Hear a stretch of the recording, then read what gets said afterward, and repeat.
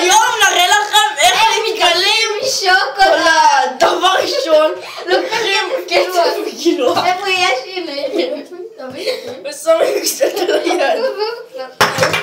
תמיד? עכשיו, לוקחים. עוד כמות?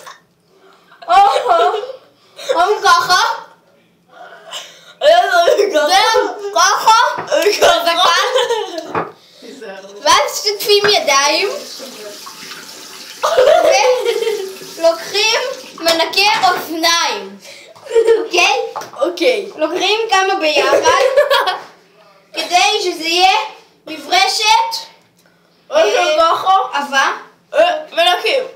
ככה. מנקים. הנה ואז יודעים ככה. ושוטפים.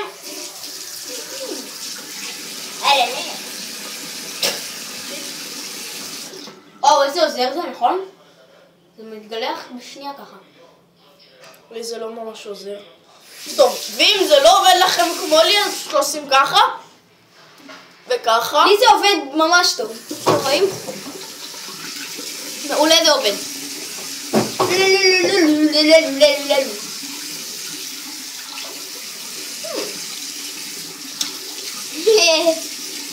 ואז לוקחים את המנקה אוזניים ושוטפים אותם.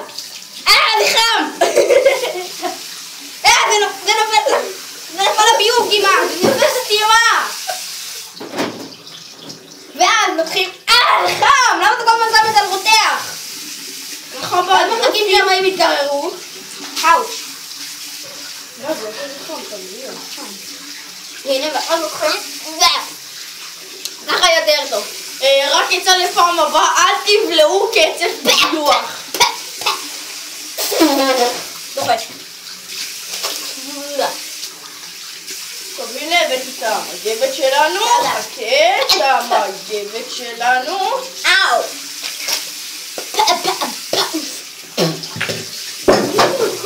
מה זה היה? גילוח. אני רוצה למקום. תביא לי, אני רוצה לראות אם עוד יש עלי.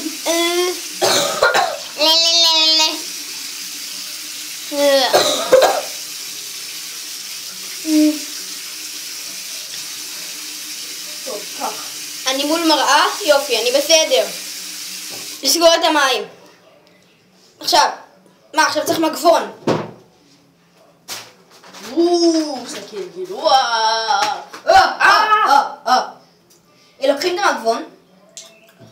נכון, הקטע עם המגבון, שכחתי. צריך לנגב.